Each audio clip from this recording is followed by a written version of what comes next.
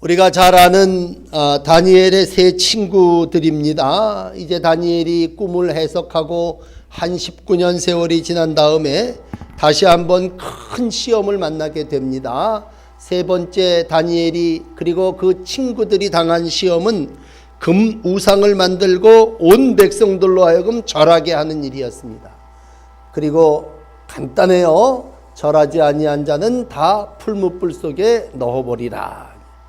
그러니까 100% 절해야 되는 그러한 것입니다. 그런데 오늘 이 세 청년 이름이 한 절 한 절마다 자랑스럽게 기록되고 있습니다. 절하지 않았습니다. 물론 이 법령을 만들 때 의도가 있었을 거예요. 저 시브리 청년들을 어떻게 해서든지 올가매야 되겠다. 투기하고 시기하고 참소하는 자들이 있습니다. 기억하십시오. 하나님의 뜻대로 말씀대로 살려고 하면요, 마귀가 그냥 두지 않고 세상이 그냥 내버려 두지 않습니다. 오늘 다니엘의 친구들, 사람의 소리보다 하나님께 순종한 사람입니다. 왕을 두려워하지 않은 사람입니다.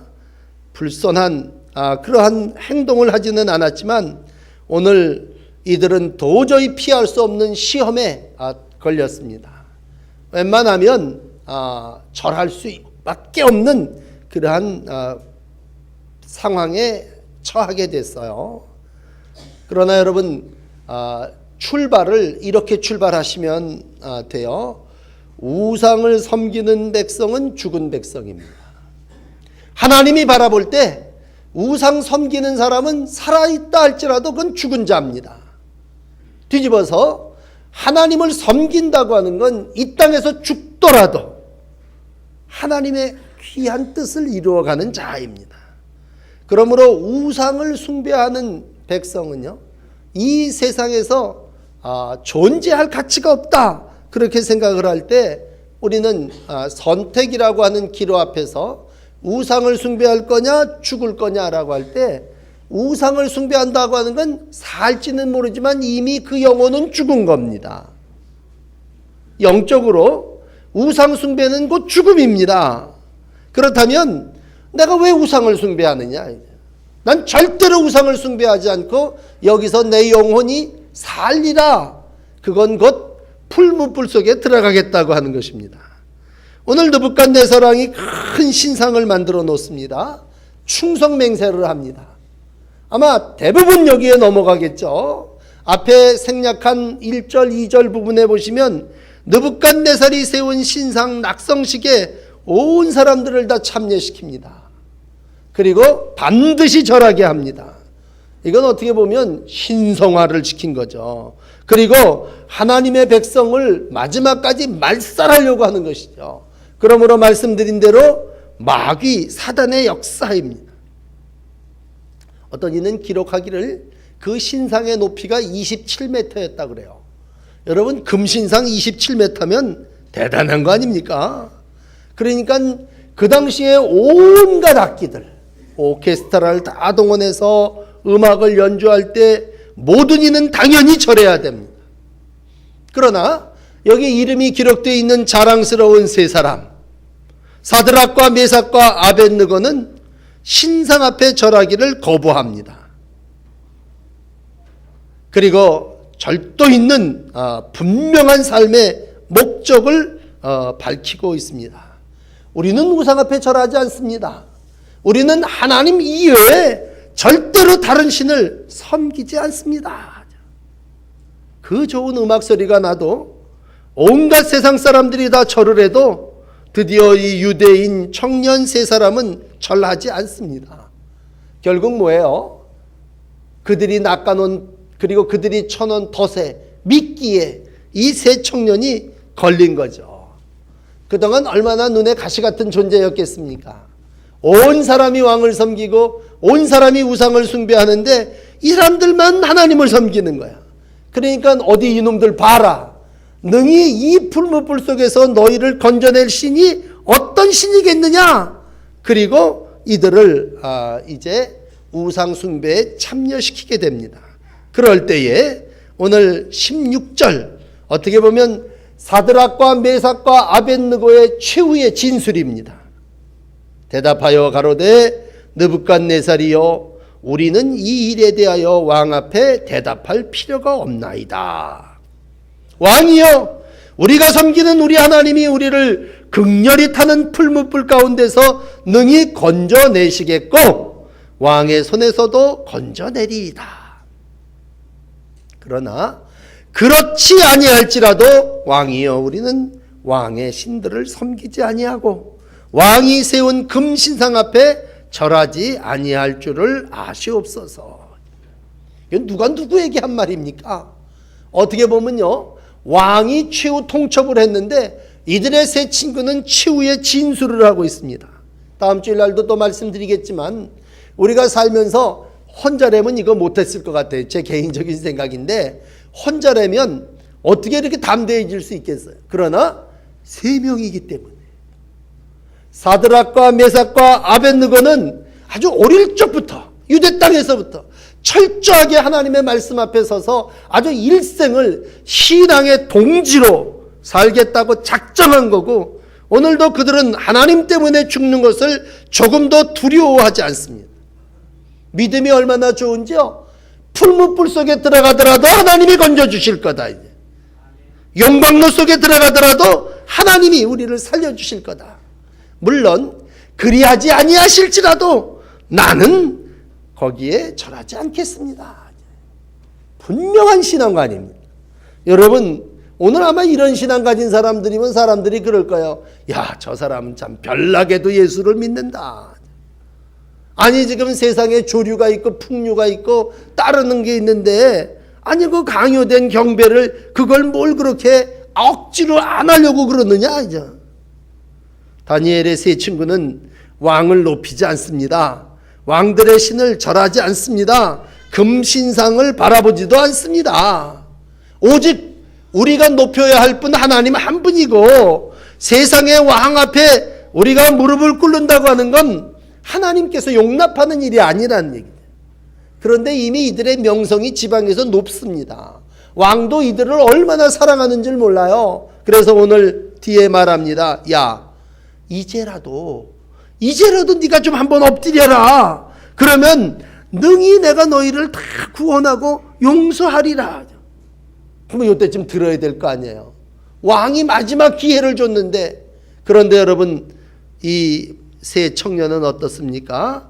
절대로 이 신상 앞에 절하지 않겠다고 합니다. 자기 명령을 어긴 그러한 왕 앞에 내려진 결론은 7배 더 뜨거운 풀무불형입니다. 여러분 오늘 이야기로 그정 쭉 이어지기 때문에 여기까지 설명을 드리면서 오늘 이제 읽으신 24절에 와서 만납니다. 이들이 결국 어떻게 된 거예요? 하나님이 기적적으로 풀무불 속에 안 들어가게 하셨습니까? 우리가 어떤 때는 늘 그래요. 하나님 피할 길을 주세요. 그렇지만 여러분 고난은 피한다고 이기는 게 아니에요. 고난 속에 들어갔어요. 불 속에라도 물 속에라도 들어가면 우리가 낮예배 찬송한 대로 불로 씻어주시고 물로 씻어주시는 하나님이 지키시고 인도하여 주시는 줄을 믿습니다. 중요한 건 내 믿음이에요. 내가 우상 앞에 절하냐 안 하냐 이런 얘기죠.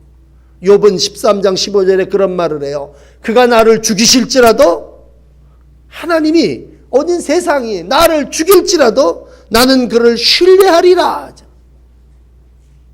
주의 장막에 거하는 자가 누굽니까? 변치 않는 믿음 가진 사람입니다. 그럼 변하지 않는다는 얘기는 뭐예요? 불 속에도 변하지 않고 물 속에도 변하지 않고 정금 같은 신앙으로 오늘도 죽음 앞에서도 하나님의 영광을 나타내는 신앙, 바로 다니엘의 세 친구의 모습인 줄을 믿습니다. 사드락, 메삭, 아벳느고의 하나님은 오늘도 이러한 그들을 풀무불 속에서 7배나 더 뜨거운 풀무불 속에서 그들을 구원해 주셨고 느부갓네살 왕으로 저 입으로 하나님을 찬양하게 했고 구원의 역사를 이루어가게 해주신 모습입니다. 이 마지막 장면을 여러분 보십시오. 저하고 같이 교독했지만 깜짝 놀라서 왕이 뭐예요? 일어납니다. 그리고 가까이 다가갑니다. 그리고 말합니다. 야, 불 속에 던진 세 사람이 아니냐? 근데 어찌 저 불 속에는 네 사람이 지금 거닐고 있느냐? 아주 이걸 신랄하게 중계방송하면서 어떻게까지 썼는지 아세요? 이 세 사람을 묶어갖고 던지는 사람이 뜨거워서 불타 죽었대요. 이걸 어디 뭐 이런 황당한 얘기가 있습니까? 그렇게 바라보면요, 다니엘은 옛날 누가 꾸며낸 이야기에 불과한 거예요. 그러나 분명한 것은 그 넷의 모양은 신들의 아들과도 같도다 라고 하는 표현으로 불 속에서도 극한 고통과 고난 속에서도 하나님은 그들과 함께 하심을 보여주고 있습니다. 여러분, 우리가 얼마나 어려운 시험을 당했는데요, 그렇게 얘기할 때마다 그 어려운 시험 속에서도 하나님은 여러분과 함께 계심을 믿습니다. 오늘도 여러분들이 당하고 있는 시험이 정말 불 속에 던져지는 시험이라 할죠. 이사야는 43장 2절에 얘기하죠. 네가 불 가운데 행할 때도 타지 아니할 것이요 불꽃이 너를 사르지 아니하리라. 오늘도 믿음을 갖고 살면 하나님이 어떠한 시험 속에서도 어떤 불구덩이 속에서도 주의 백성들을 지키시고 인도하여 주시고 함께하여 주시는 줄을 믿습니다. 사람이 좌절하고 절망하는 건 뭐예요? 하나님이 함께 계시다고 하면 좌절합니까? 왜 죽습니까? 특별히 왜 자살을 합니까? 아무도 이 어려운 일에서 나를 도와줄 사람이 없다고 생각하니까 죽겠죠. 그러나 불 속에서라도요, 이 세 사람은요, 하나님이 아들이 나와 함께하고 있다고 하는 믿음이 있으니 결박은 끊어지고 지옥 같은 불구덩이가 천국으로 바뀌어진 줄을 믿습니다. 오늘 어떠한 어려운 자리라 할지라도요, 거기 주님이 계시면 능히 그 불 속에서 냄새도 안 난다고 아주 표현을 했어요. 아주 정확하게 표현한 건요, 끄슬리지도 아니했고 머리털이, 그 다음에 옷도 변하지 아니하고, 이 사람들을 가까이 보니까 이 사람들한테는 불탄 냄새도 없었다. 여러분, 이 27절을 읽으면서 아니 7배나 뜨거운 용광로 속에 들어갔다 왔는데 머리털 하나 끄슬리지 아니하고 불탄 냄새도 없다고 할 때 이걸 어떻게 받아들이시겠습니까? 이건 하나님의 기적입니다. 하나님의 돌보심입니다. 결국 금신상 앞에 절하지 아니하면 하나님은 오늘도 세상 가운데 무릎 꿇지 아니한 자를 불 속에서도 건져주시고 인도하여 주심을 믿기를, 우리가 이 믿음으로 받아들이기를 주의 이름으로 축원합니다. 오늘 그럴 때 결론은 뭡니까? 28절까지 와서 맨 마지막 결론은 뭡니까? 왕이 인정을 합니다. 인정. 야, 내가 너희들의 하나님을 찬송한다. 너희들의 하나님이 구원하셨도다. 물읍시다. 여러분, 왜 우리가 이러한 불구덩이 같은 시련 속에서 집니까? 왜 우리가 시험을 당함에 그 시험 속에 유혹당하고 어려움을 당합니까? 그건 하나님이 나와 그곳에서 함께 계심을 믿지 못하기 때문입니다. 오늘 우리가 신앙생활을 하면서 말로 참 많은 시험을 듭니다. 어떤 사람이 이런 말하고 어떤 사람이 저런 말해서 다 시험에 듭니다. 시험을 이기는 속장님, 시험을 이기는 하나님의 일꾼들이 되시기를 주의 이름으로 축복합니다. 오늘 이 세 청년은 누굽니까?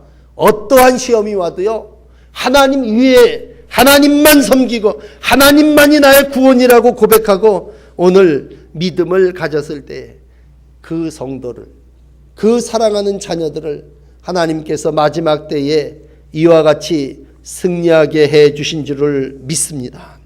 오늘 다니엘의 세 친구 사드락, 메삭, 아벳느고, 이 세 사람이 속장님들의 모습이고 하나님을 찬양하는 여러분들의 모습이기를 축복합니다. 세상에 무릎 꿇지 마시고 우상과 타협하려고 하지 마시고 오늘도 나는 내 길을 가고 나는 내 믿음을 지킨다고 할 때 하나님은 불 속에서도 풍랑 속에서도 깊은 수렁 속에서도 당신의 택한 백성을 지켜주시고 인도하시는 한 해가 될 줄을 믿습니다.